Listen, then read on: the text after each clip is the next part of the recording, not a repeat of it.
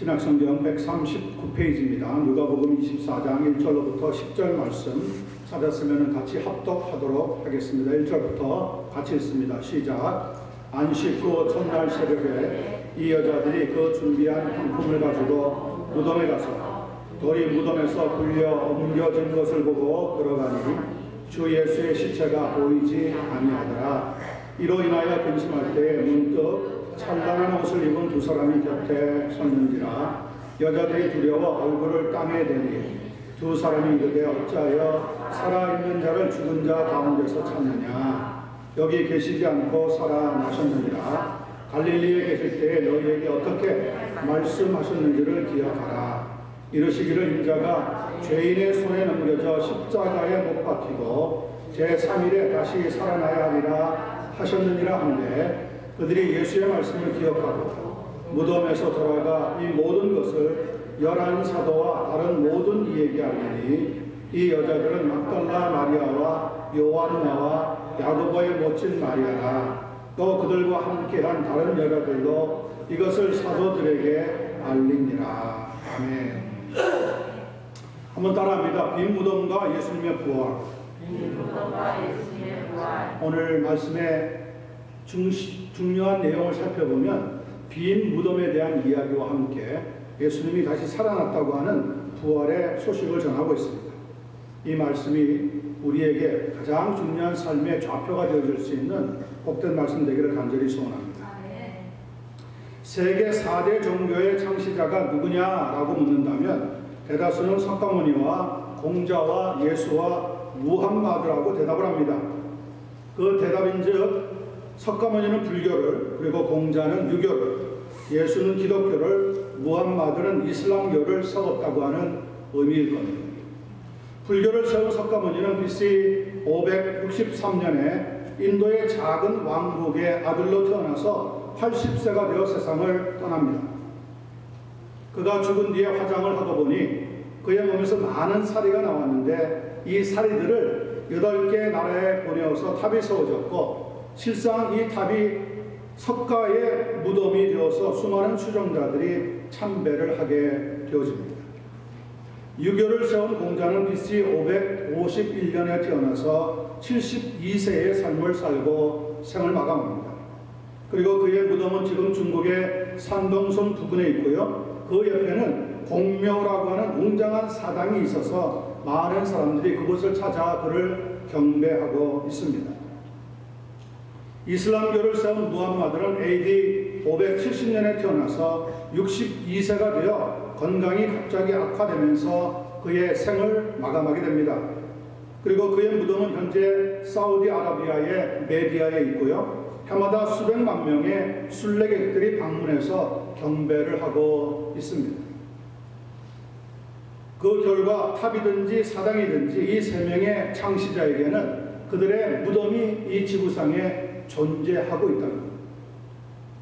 거기에 비해서 기독교의 창시자라고 불리울 수 있는 예수님의 무덤은 이 지구상 어디에도 없다고 하는 거죠. 왜 없을까요? 아니, 그 무덤이 있다고는 하는데 비어 있다는 겁니다. 왜 비어 있을까요? 둘 중에 하나 아니겠어요? 누가 그 냄새나는 썩는 시신을 훔쳐갔든지, 혹은 그 안에서 죽은 것이 아니라 다시 살아나서 부활하셨다고 하는 거죠. 우리가 나누고자 하는 누가복음 24장 말씀 본문을 통해서 우리는 분명코 예수 그리스도가 죽은 것이 아니라, 누가 와서 시신을 훔쳐간 것이 아니라 하나님의 능력으로 다시 살아나셨다는 것을 확인하고 우리의 심령에 말씀과 함께 성령 충만하게 사는 그런 도전과 은혜가 넘치는 이 시간 되기를 간절히 축원합니다. 1절로부터 3절 말씀 살펴보겠습니다. 안식 후 첫날 새벽에, 유대인들의 달력에 의할 것 같으면 안식일은 토요일에 해당합니다.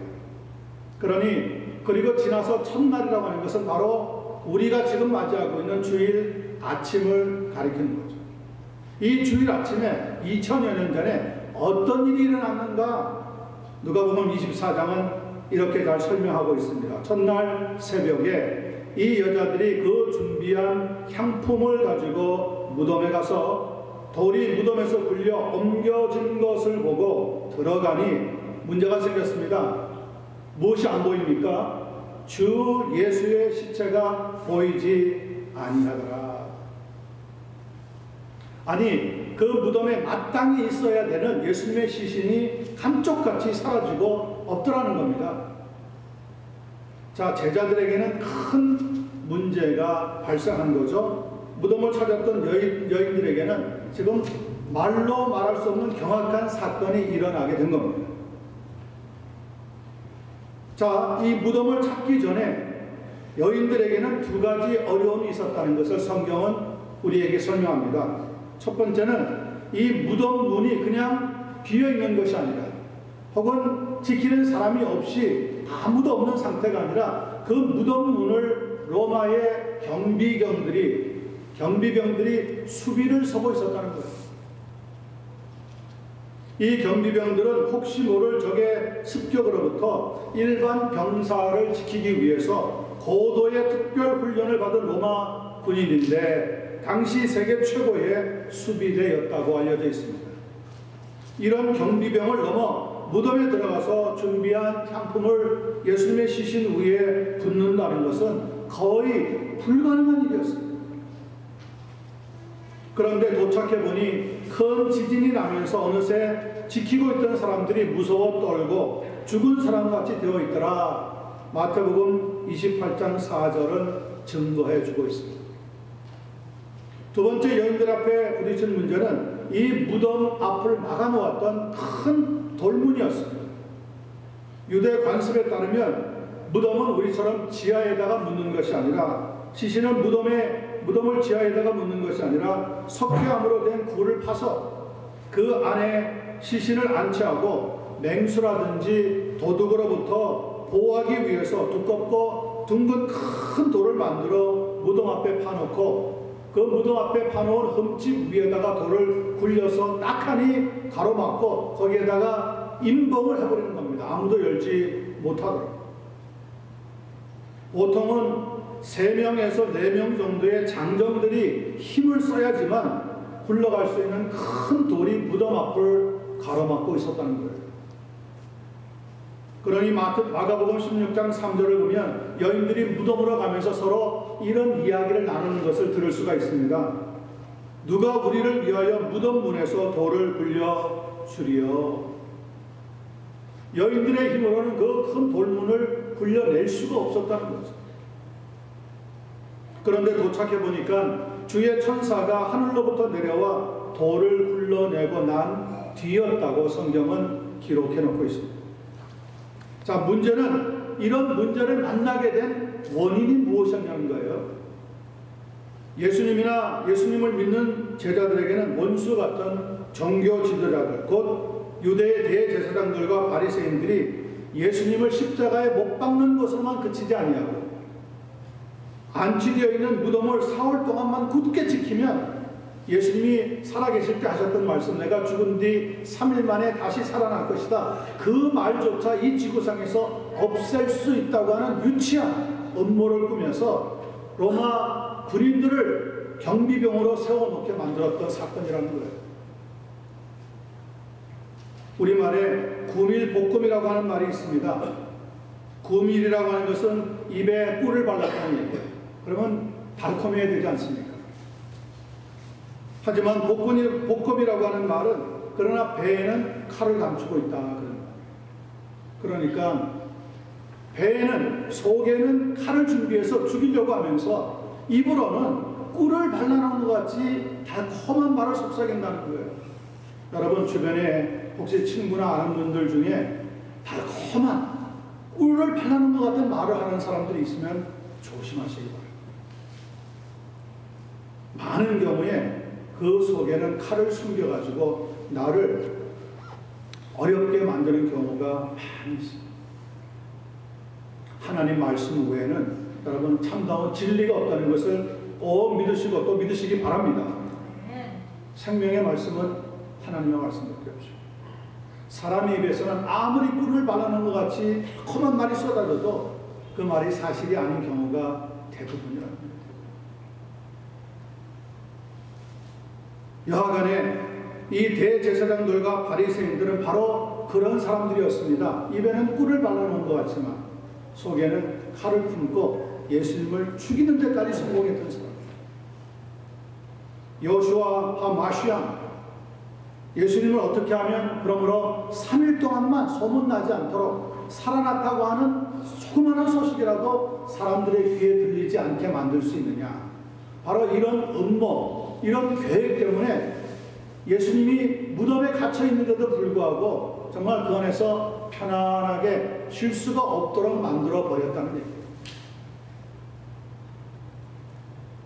결국 대제사장들과 바리새인들의 이러한 간교한 음모로 말미암아 이스라엘 백성들은 세계 역사에 보니까 거의 2000여 년 동안 3일만 소문나지 않게 하면 된다고 생각했던 것이, 그들에게는 2000여 년 동안 나라를 잃고 민족도 뿔뿔이 흩어지고 쓰던 자기네들의 모국어도 함부로 쓸 수 없으면서 흩어지는 디아스포라 민족으로 살아갈 수밖에 없었던 쓰라린 결과를 낳게 되었다는 거죠.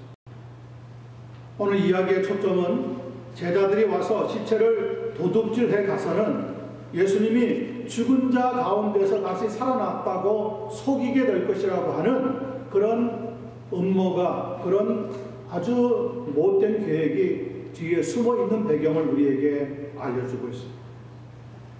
이 이야기를 근거로 해서 초대교회에 이단들이 나타나는데 약 3가지 종류의 가설을 만들어서 엉뚱한 소문을 퍼지게 만들게 됩니다. 그 첫 번째 이단들이 내세우는 가설은 도적설입니다. 도적설이라는 게 뭐냐? 제자들이 와서 예수님의 시신을 훔쳐간 뒤에 뭐라고 소문을 내느냐? 예수님은 사실 죽은 것이 아니라 살아나셨다라고 거짓 소문을 내게 만든다는 거죠. 두 번째 가설은 기절설입니다. 예수님은 아침 9시에 십자가에 매달렸다가 오후 3시에 돌아가셨습니다. 내리쬐는 한낮의 태양을 견디다 못해 장장 6시간이나 십자가에 매달린 뒤에 피를 너무 많이 쏟아서 그만 기절했다는 것이 기절설의 중요한 원인입니다. 그런데 무덤이라고 하는 시원한 곳에 넣어두었더니 의식이 다시 돌아와서 죽은 것이 아니라 의식이 깨어나서 잠깐 기절했다가 살아난 것이다. 이렇게 이단들이 잘못된 소문을 퍼뜨리고 말았다는 거죠. 세 번째 중요한 이단이 나옵니다. 영지주의라고 하는 사람들이죠. 나스틱시즘이라고 영어로 보통 이야기하는데 이 사람들이 내세우는 가설은 가연설입니다. 도섹티즘이죠. 가연설이 무엇이냐? 예수님의 몸이 죽은 것이 아니라 영혼이 죽은 것이다. 영혼이 아예 떠나가 버린 것이다. 그래서 사람들의 눈에는 죽은 것 같아 보였지만 그러나 사실 죽지 않았다는 거죠. 그 어느 것 하나도 사실은 신뢰할 수 없는 헛된 주장들이고 가설은 가설일 뿐입니다. 여러분 그런 이야기에 조금 더 현혹되지 말기를 바랍니다. 분명히 성경은 주님께서 물과 피를 다 쏟으셨다고 말씀합니다. 그 말은 완전히 죽으셨다고 하는 의미예요. 다른 복음서 저자들과 달리 누가복음이라고 하는 이 본문의 저자가 되는 누가는 현직 의사였습니다. 의사가 죽은 다음에 내린 그의 소견을 살펴보니까 누가복음 23장 46절에 이렇게 기록하고 있습니다.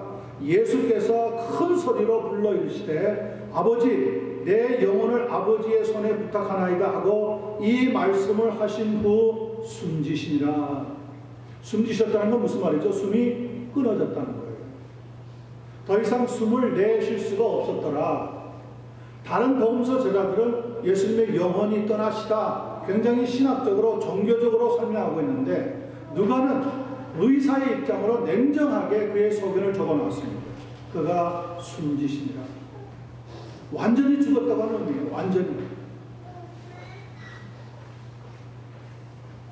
그때까지 그런데 예수님은 숨을 거두는 마지막 순간까지도 하나님의 뜻이 이루어지도록 최선을 다하셨다고 말씀하고 있습니다. 여러분 우리도 우리의 인생을 다 마칠 때까지 하나님 앞에 하나님의 뜻을 위해서, 하나님 나라 위해서 끝까지 충성하고 믿음으로 달려갈 수 있는 이 시간 이후에 우리의 삶이 되기를 예수님의 이름으로 간절히 축원합니다. 네. 요한복음 11장 25절 26절 말씀입니다. 나는 부활이요 생명이니 나를 믿는 자는 죽어도 살겠고 무릇 살아서 나를 믿는 자는 영원히 죽지 아니하니니 이것을 네가 믿느냐?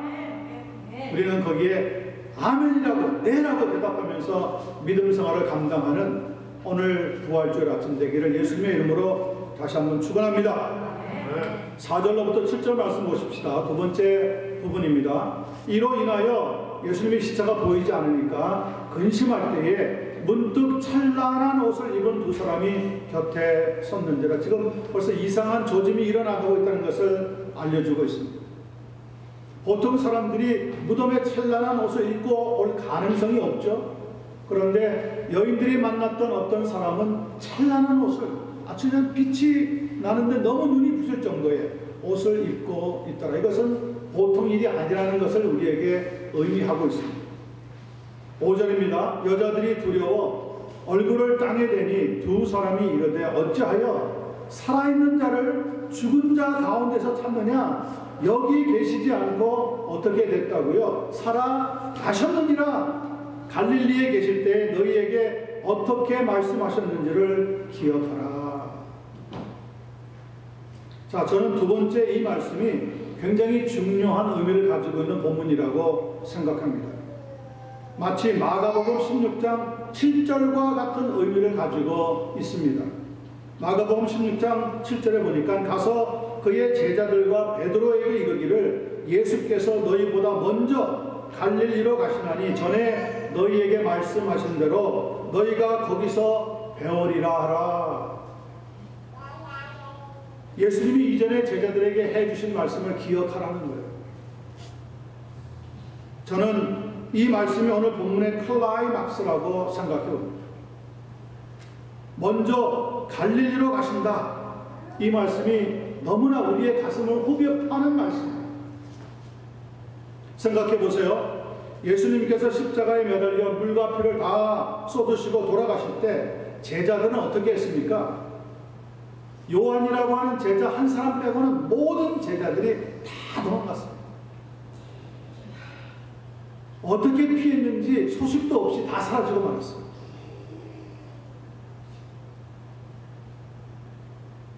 그 중에서도 더구나 가장 첫 번째 제자가 된다고 하는 베드로는 이전에 예수님에게 이런 말씀을 한 적이 있어요.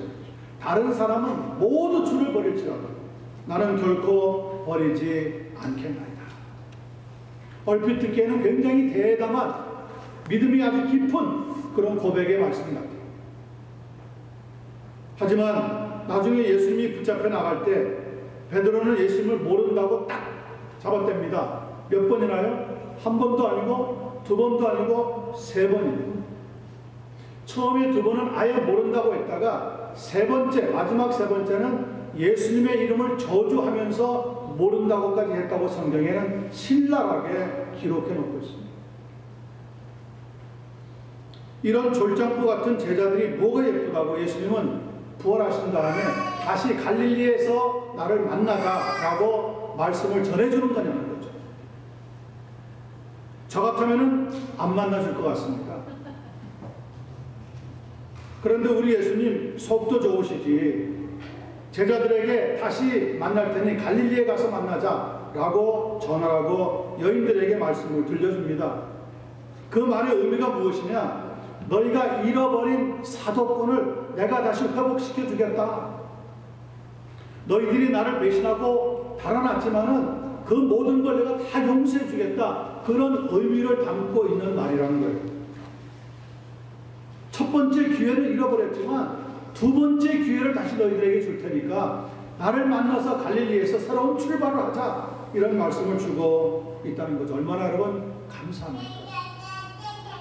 다시는 내 얼굴 볼 생각 하지도 마라 라고 했다면 제자들과 예수님은 끝입니다. 그러나 갈릴리에서 우리가 다시 만나자 라고 하셨다는 것은 내가 너희를 여전히 버리지 아니하고 붙잡고 있다. 너희들은 나의 제자들이다. 라고 하시는 예수님의 사랑의 선택권에 대해서 알려주고 있다. 실상 예수님이 안 만나 주어도 제자들의 입장에서는 딱히 할 말이 없었을 겁니다. 예수님이 돌아가실 때 다 도망간 놈들인데 여러분 무슨 할 말이 있겠습니까? 안 만나 준다고 해도 책망할 수가 없어요. 그런데 다시 만나자고 하십니다. 여러분 이것이 부활의 은혜인 줄로 믿으시기 바랍니다. 하나님의 절대적인 은혜라고 하는 것이죠. 죽음에서 부활하신 예수님은 이제 더 이상 아무도 비난하지 않습니다. 또 누구도 예수님을 비난하지도 못했습니다. 십자가 처형이라고 하는 판결을 내린 빌라도 총독을 떡하니 찾아가서 꼴의 재판을 하려거든 좀 제대로 하라 라고 했다면 아마 빌라도는 부활의 주님 앞에 부들부들 떨었을 겁니다.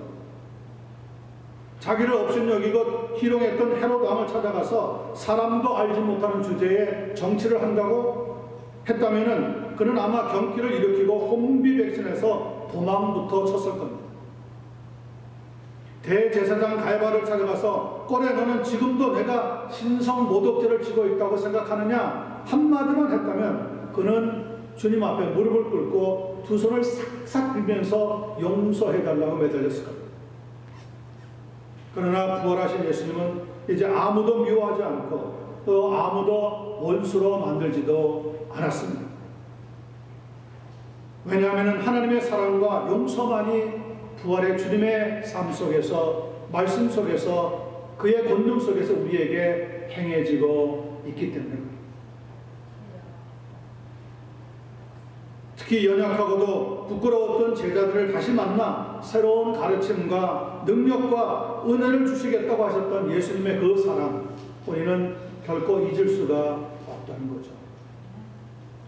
요한복음 21장 15절로부터 17절 말씀 다시 한번 여러분과 나누기를 원합니다. 잘 들어보시기 바랍니다.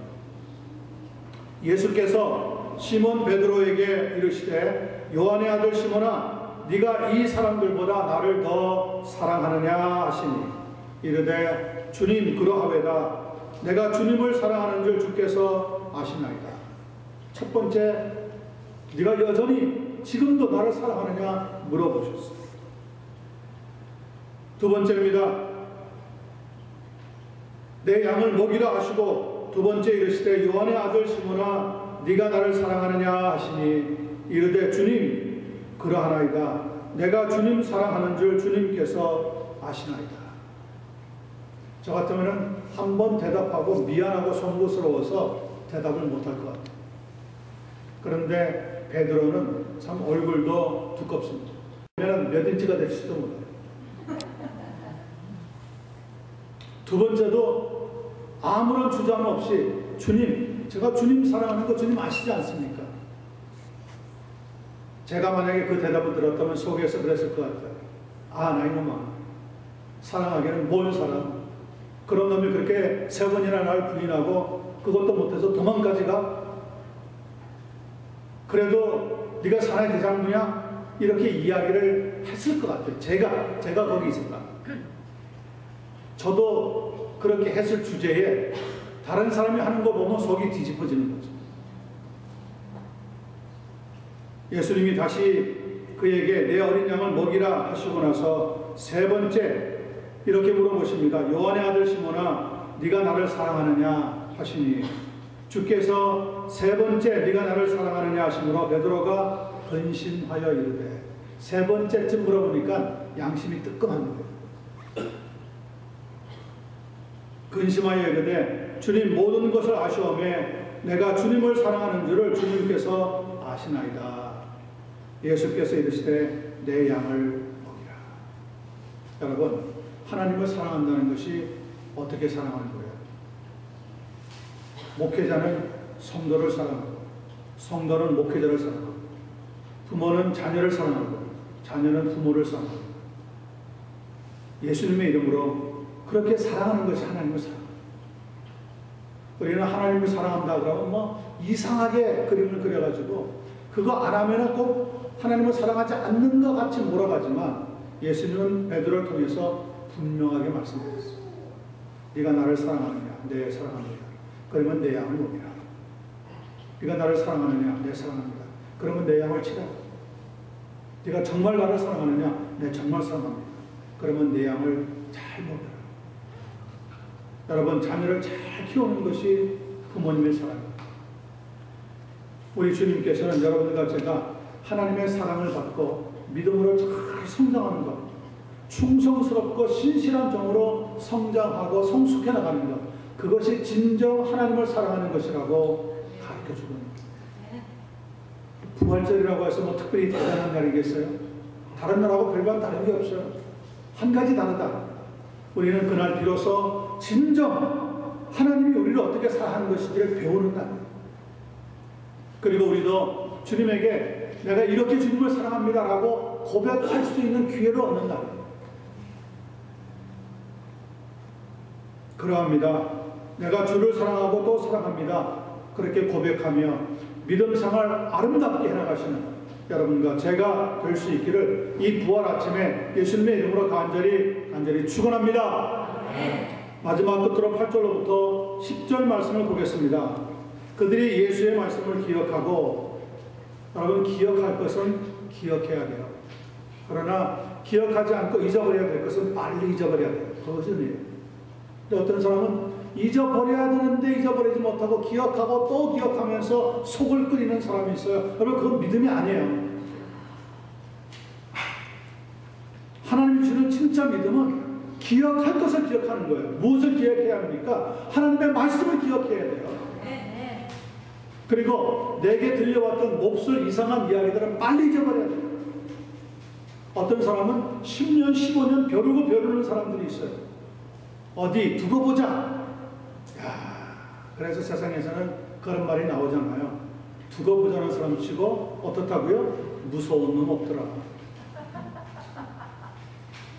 하나님이 두고 보자 해야 무서운 거지, 사람이 두고 보자 하는 것은 무서울 게 없어요. 잊어버려야 돼. 오늘 본문에 보니까 예수님의 무덤을 찾아갔던 여자들은 예수님이 하신 말씀을 떠올리고 기억하게 되었다는 거예요. 그것이 은혜죠. 그래야 믿음을 떠나지 않는다. 9절입니다. 무덤에서 돌아가 이 모든 것을 11사도와 다른 모든 이에게 알리니. 자, 그리고 1절에서 소개되었던 예수님의 무덤에 찾아갔던 여인들의 이름이 10절에서 이렇게 소개되고 있습니다. 이 여자들은 막달라 마리아와 예수님의 사랑을 가장 많이 받았던 여인 가운데 하나입니다. 막달라 마리아, 그러니까 이름이 막달라 마리아인 줄 알아요. 막달라라고 하는 것은 지명이에요. 그곳 출신이라는 거죠. 막달라라고 하는 곳의 출신. 왜냐하면 초대교회는 마리아라고 하는 이름이 너무 많았거든요. 이 사람도 마리아, 저 사람도 마리아, 성경에 보면 마리아가 그렇게 많아요. 그걸 구별할 수 있는 방법은 그 사람이 살았던 지명을 이용하는 거예요. 한국에서도 왜 옛날에 사람들을 구별할 때 그분들이 살았던 지방을 중심으로 해서 말하는 책이 많잖아요. 부산 댁, 서울 댁, 울산 댁, 충주 댁.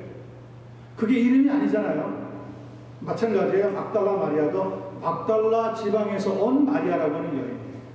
두 번째, 요한나와 이 요한나는 엠마오로 내려가던 두 제자 중에 한 사람, 글로바라고 하는 사람이 있는데 그분의 부인일 가능성이 상당히 많다고 알려져 있습니다. 요한나와 함께 야고보의 모친 마리아라. 이 야고보의 모친은 예수님의 동생이었던 야고보의 모친이 아니라 제자들 가운데 작은 야고보가 있었어요. 큰 야고보는 이미 46년에 AD 46년에 순교를 당합니다. 그리고 여기에는 작은 야고보라고 불리우는 사람의 어머니, 즉 마리아라, 또 그들과 함께한 다른 여자들도, 그러니까 3사람 이상이 있었다는 것을 쉽게 추측할 수 있습니다.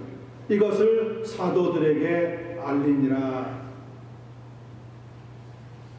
마가복음 16장 1절에 보니까 예수님의 이모였던 살로메라고 하는 분의 이름도 무덤을 같이 찾아간 여인으로 기록이 되어 있습니다. 적어도 그날 일찍, 아침 일찍, 부활절 일찍 아침 예수님의 무덤을 찾아가는 사람들은 5명에서 많으면 8명, 혹은 그 이상이 되었을 가능성이 굉장히 많습니다. 첫 번째 이유가 뭡니까? 로마 경비병이 지키고 있기 때문에 혼자 찾아갔다가는 무덤 근처에도 갈 수 없다는 것을 알았기 때문에 그렇겠죠.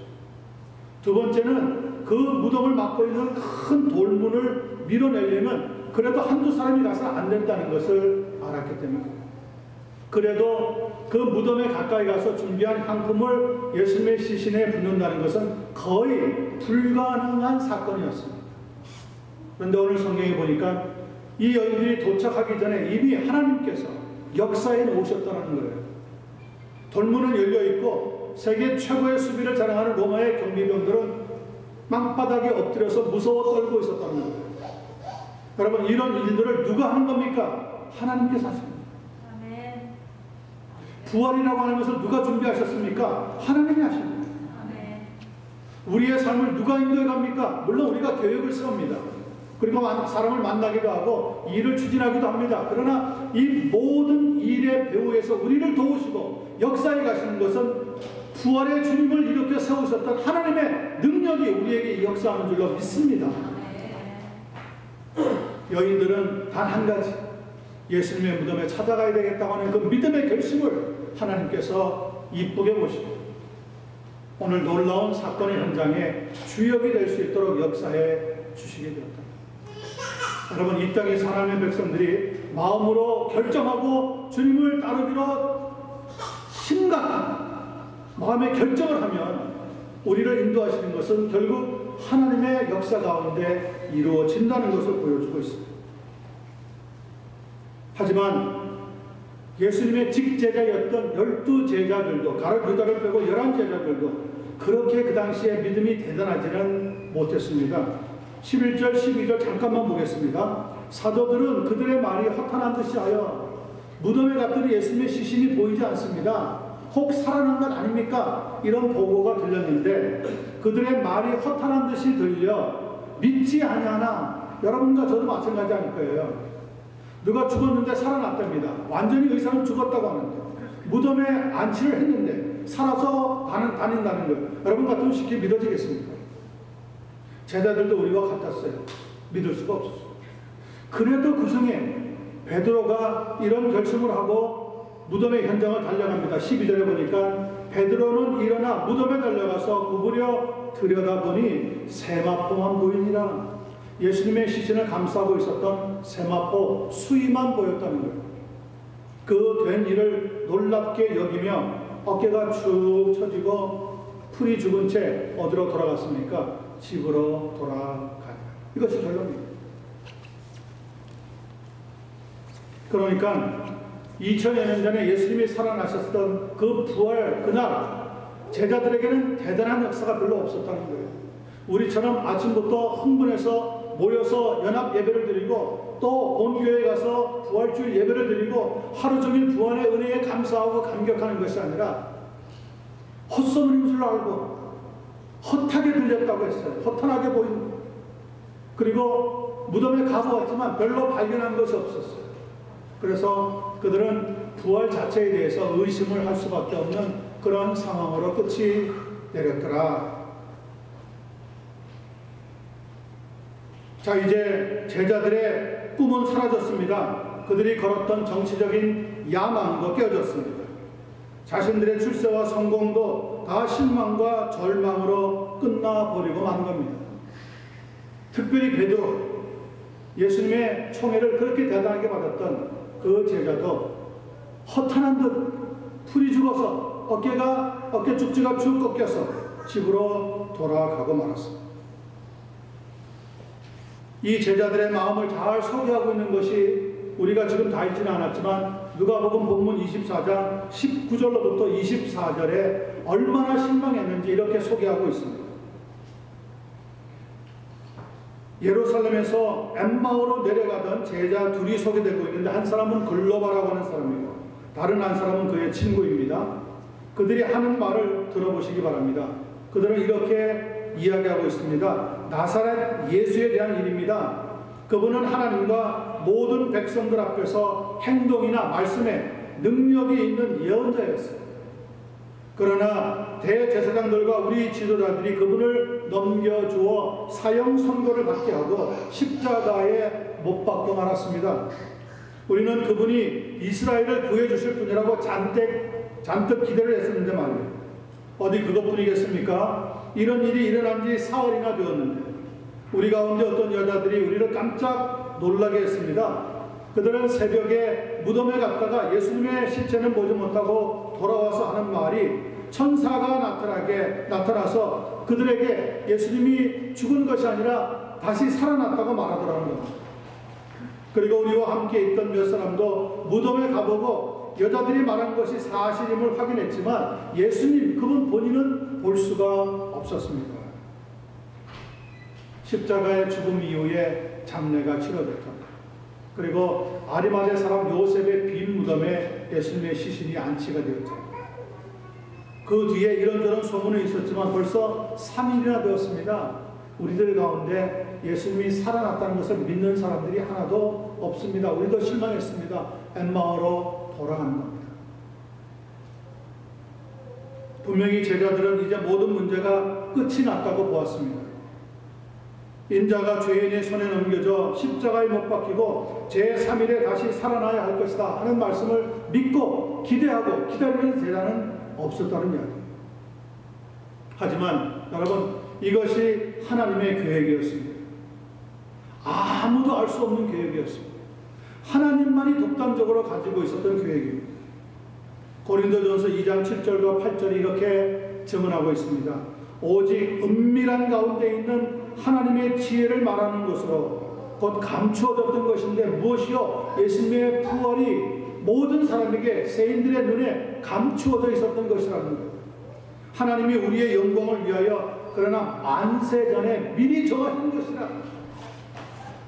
예수님의 부활은 즉흥적으로 일어난 사건이 아니라는 거죠. 하나님의 계획 속에서 차분하게 세밀하게 벌써 만세 전에 예수님이 우리의 죄를 위하여 죽으셨다가 살아나게 될 것을 하나님은 그 품은 뜻을 가지고 계셨다는 거예요.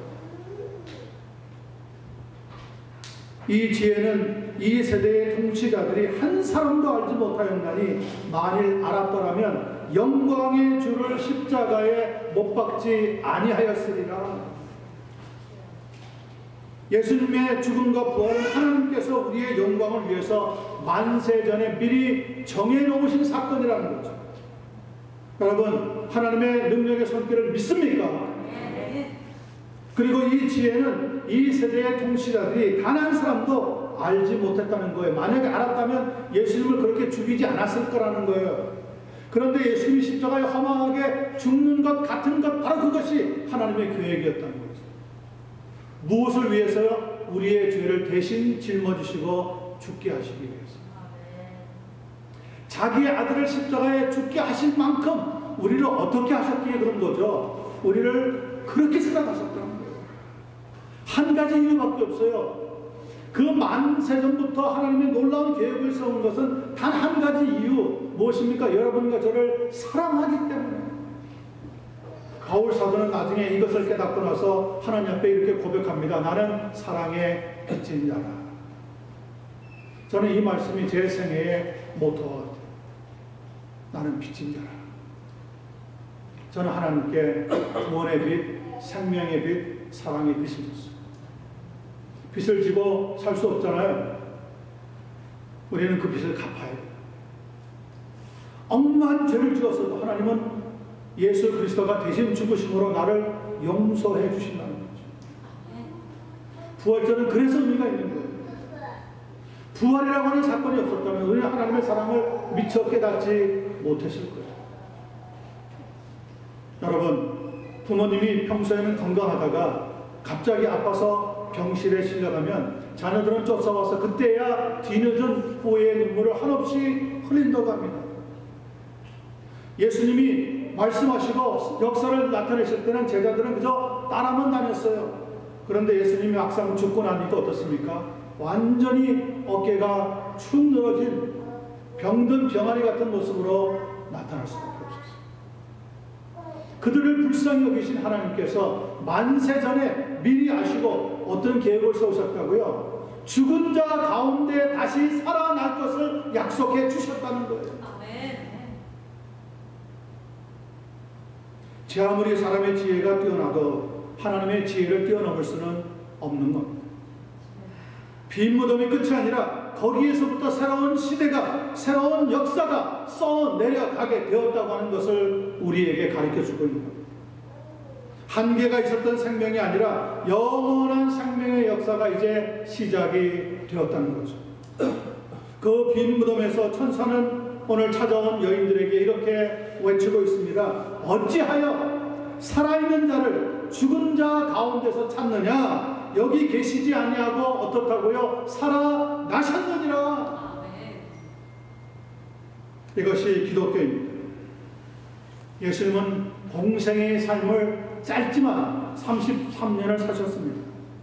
그리고 십자가에 우리의 죄를 대신 지시고 죽으셨습니다.